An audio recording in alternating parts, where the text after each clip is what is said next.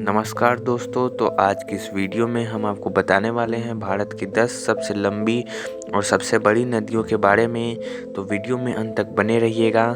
और आपको अगर इस वीडियो में कुछ जानने या सीखने को मिला हो तो इस चैनल को सब्सक्राइब करके वीडियो को लाइक कीजिएगा और कमेंट बॉक्स में जाकर के कमेंट ज़रूर कीजिएगा। जी हाँ दोस्तों, जैसा कि हम सभी जानते हैं कि पानी हम सभी के जीवन में बहुत महत्वपूर्ण योगदान करता है और पानी के बिना हमारा जीवन संभव नहीं है। चाहे वो कृषि हो या कोई भी क्षेत्र हो, पानी हमको हर जगह चाहिए। और भारत में बहुत सारी नदियां हैं।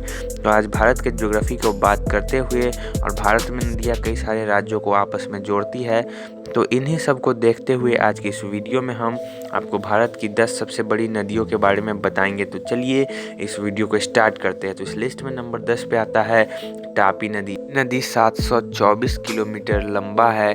और हम आपको बता दें, तापी नदी सतपुड़ा रेंज से निकलती है और ये नर्मदा के बाद भारत में दूसरी ऐसी नदी है जो ईस्ट से वेस्ट की तरफ बहती है और मध्य प्रदेश से होते हुए गुजरात होते हुए ये अरब सागर में जाकर के विलीन हो जाती है और अरब सागर में गिरती है। ये नदी एक बड़े ज़मीन के हिस्से को सिंचाई के लिए पानी प्रदान करती है और बड़े संख्या में भारत के किसान इस पर निर्भर है।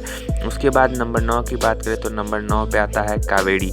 जी हाँ दोस्तों, हम आपको बता दें कावेरी नदी जो कि भारत की एक प्रमुख दक्षिण नदियों में से एक है और इसका कुल लंबाई 800 किलोमीटर है। हम आपको बता दें, ये जो है ब्रह्मगिरी हिल से निकलती है और वेस्टर्न घाट की ओर जा कर के गिरती है। और इसे जब आगे बढ़ती है तो ये कई सारे डिस्ट्रीब्यूटरीज में टूट जाती है, जिसके कारण इसे गार्डन ऑफ साउथर्न इंडिया भी कहा जाता है। और ये आगे चल कर के कई सारी छोटी छोटी नदियों में बढ़ जाता है और बंगाल की खाड़ी में जा कर के ये नदी गिरती है। और इस नदी से एक बहुत बड़े हिस्से को सिंचाई के लिए पानी मिलता है और साथ ही साथ पीने के लिए। उसके बाद इस लिस्ट में 8वें नंबर पे आता है महानदी। जी हाँ दोस्तों, हम आपको बता दें, महानदी जो कि छत्तीसगढ़ के रायपुर से निकलती है और उड़ीसा से होते हुए ये बंगाल की खाड़ी में जाकर के गिरती है और ये 890 किलोमीटर लंबा नदी है। हम आपको बता दें, इस नदी के कारण हर साल उड़ीसा में काफ़ी ज़्यादा बाढ़ आता है, जिसके कारण काफ़ी तबाही होता है और इस कारण से ये नदी उड़ीसा के लिए सही नहीं है। उसके बाद इस लिस्ट में 7वें नंबर पे आता है ब्रह्मपुत्रा। जी हाँ दोस्तों, ब्रह्मपुत्रा दूसरी ऐसी नदी है जो कि मानसरोवर लेक से निकलती है और इसका कुल लंबाई 916 किलोमीटर है, जो कि भारत में, और ये अरुणाचल प्रदेश से भारत में प्रवेश करती है और असम होते हुए या बांग्लादेश में चली जाती है और उसके बाद ये बे ऑफ बंगाल में जाकर के गिरती है और इससे भारत में एक बड़े हिस्से को सिंचाई के लिए पानी मिलता है।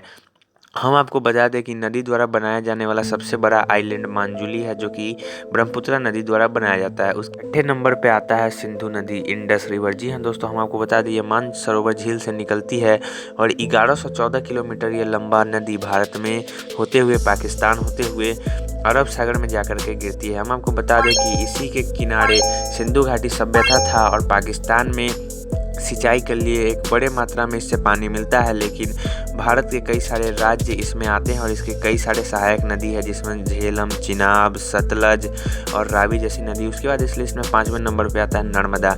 यह दोस्तों नर्मदा का कुल लंबाई है 1312 किलोमीटर और भारत के एक बहुत बड़े हिस्से को सिंचाई के लिए पानी प्रदान करती है। हम आपको बता दें, नर्मदा जो है मध्य प्रदेश और गुजरात के सिंचाई के लिए लाइफ लाइन है।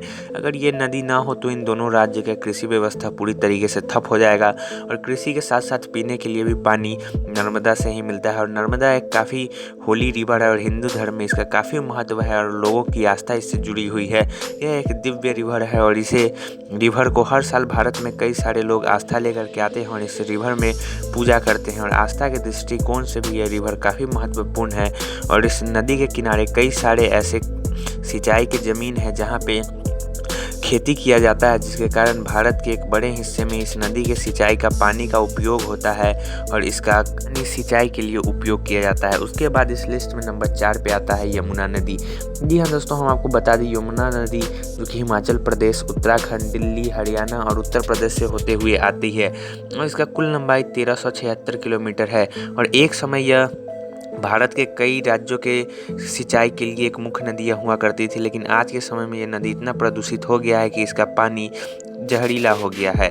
उसके बाद इस लिस्ट में जो अगला नदी आता है वो नदी का नाम है कृष्णा नदी। जी हाँ दोस्तों, बता दें कृष्णा नदी जो कि दक्षिण भारत का एक नदी है और ये महेश्वर से निकलता है और बे ऑफ बंगाल में जाकर के गिर जाता है और साथ ही साथ ये महाराष्ट्र, कर्नाटका, तेलंगाना और आंध्र प्रदेश जैसे राज्यों को सिंचाई के लिए पानी प्रदान करता है। उसके बाद इस लिस्ट में दूसरी सबसे लंबी नदी की बात करते हुए है गोदावरी। जी हाँ दोस्तों, गोदावरी जिसे दक्षिणी गंगा के नाम से भी जाना जाता है और इसका कुल लंबाई 1464 किलोमीटर है और दक्षिण भारत में कृषि के सिंचाई के लिए काफ़ी ज़्यादा पानी देती है, जिसके कारण इसके आसपास में आने वाले कई सारे इलाके ऐसे हैं जहां पे बहुत ज़्यादा खेती किया जाता है, जिसके कारण भारत के एग्रीकल्चर सेक्टर में काफ़ी ज़्यादा मदद मिलता है और दक्षिण भारत में खास करके खेती के लिए इस पानी पे लोग काफ़ी ज़्यादा निर्भर है और जब वहाँ पे सूखा जैसा हालात होता है तो इसी के पानी का उपयोग किया जाता है। उसके बाद इस लिस्ट में नंबर 1 पे आती है गंगा नदी।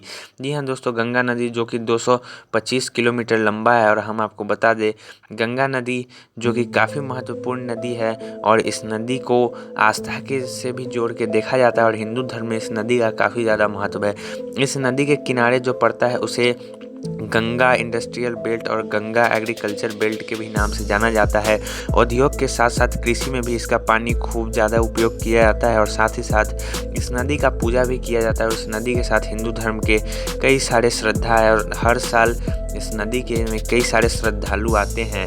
हम आपको बता दें कि इस नदी का पानी काफ़ी ज़्यादा उपयोग किया जाता है और ये गंगोत्री ग्लेशियर से निकलता है और इसकी सहायक नदी अलकनंदा है और उसके बाद यह बंगाल से होते हुए बंगाल की खाड़ी में जाकर के गिर जाती है। यह नदी धार्मिक रूप से काफ़ी ज़्यादा महत्वपूर्ण है और सिंचाई के लिए उत्तर प्रदेश और बिहार जैसे राज्यों में यहाँ से काफ़ी ज़्यादा पानी मिलता है। तो आज के वीडियो में इतना ही।